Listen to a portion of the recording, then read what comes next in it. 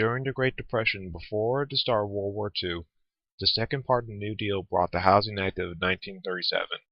The Housing Act of 1937 set up housing agencies all throughout the United States in the act to abolish slums all throughout the nation caused by the Great Depression. This act now allowed the CHA to exist in Chicago.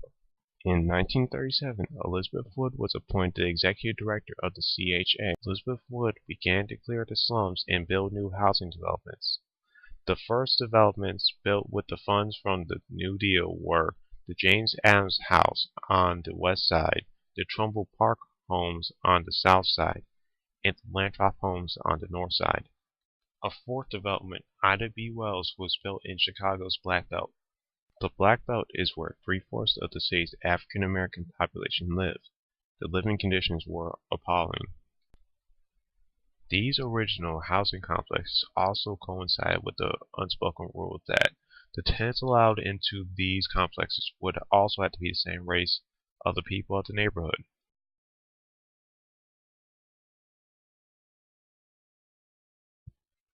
The housing complexes were spread all throughout the city. The CHA will rent out individual apartment units within these housing complexes for about $2.30 per week to $4.45 per week. The reason why these tenants paid so little rent is because these developments charge rent based upon income versus a flat rate of other apartments. These projects were to be supervised by hand-picked leaders that the CHA had originally chosen.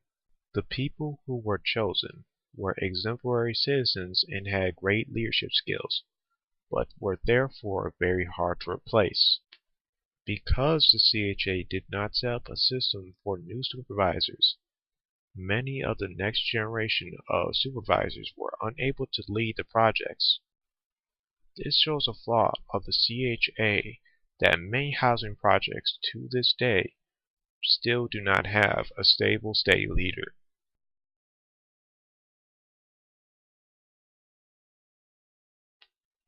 Throughout the entirety of the 1900s, Chicago has had racial problems.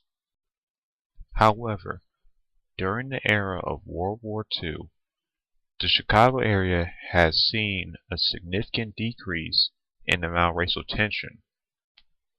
But as World War II ended, the racial tension was revived.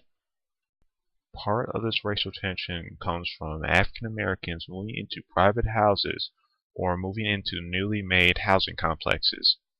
Many times, these African Americans were met with bombings and arsons caused by the neighbors and people around them in the neighborhood opposing their presence.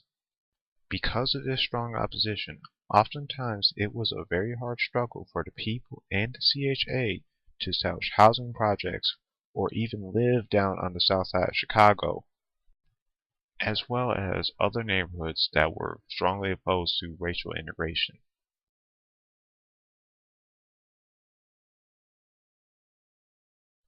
Starting with the Great Depression and through the end of the Civil War, Chicago started to develop slums.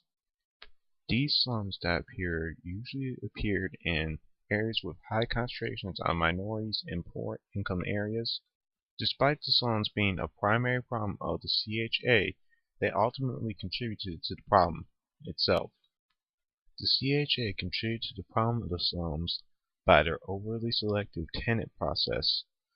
It was very stringent and even impossible to get into housing at points.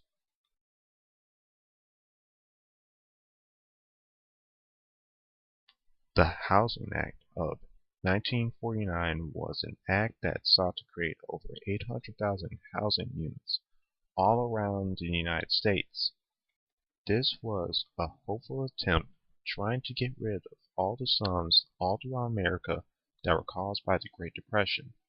This act would especially have helped out the CHA.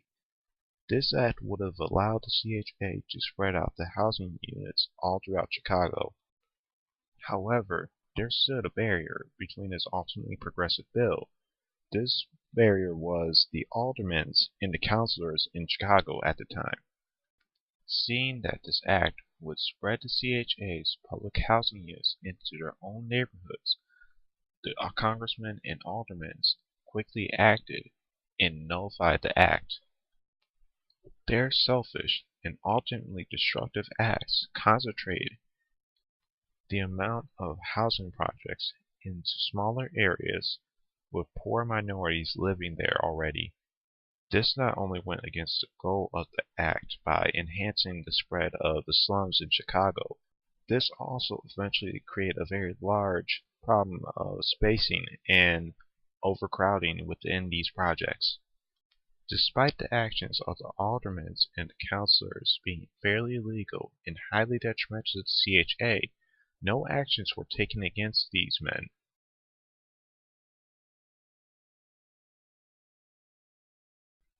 While Elizabeth Wood was the executive director of the CHA, she had a very ambitious, overlying goal for racial integration.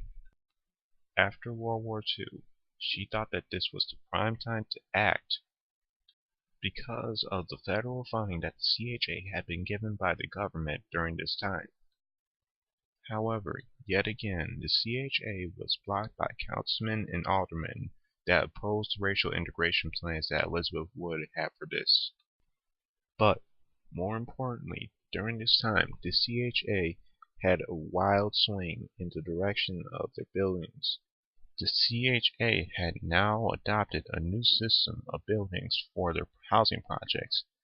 They would now build high-rises that were 14 and 15 feet tall, that were originally intended to be beautiful vertical gardens, but only ended up concentrating the poverty within these high-rises.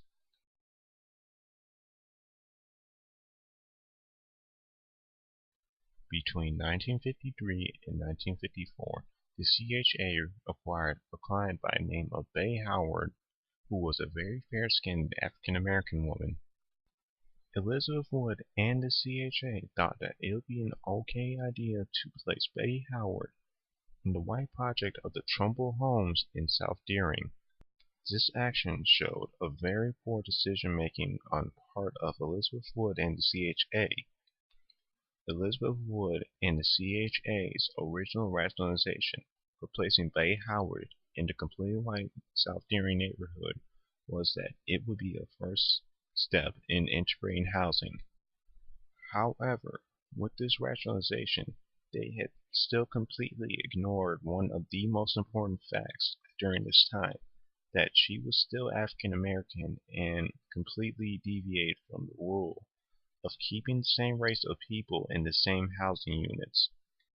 Because of the breaking of this important rule, chaos ensued, and Betty Howard and her family were harassed by the tenants as well as the entire neighborhood of South Deering. The harassment that the Howard family had faced was so bad that it took police in order to gain control of the situation that the Howard family was facing. In the months following the harassment, Betty Howard and her family needed police escorts in order to go outside to the park or anywhere within the neighborhood.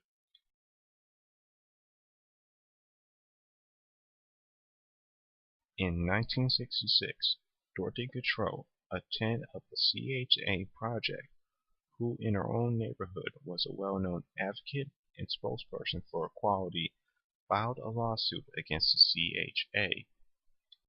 The lawsuit stated that the CHA had used racially discriminatory policies that have placed a large concentration of minorities into housing complexes that were specifically placed into poor minority neighborhoods, as well as these public housing complexes being isolated from everything else.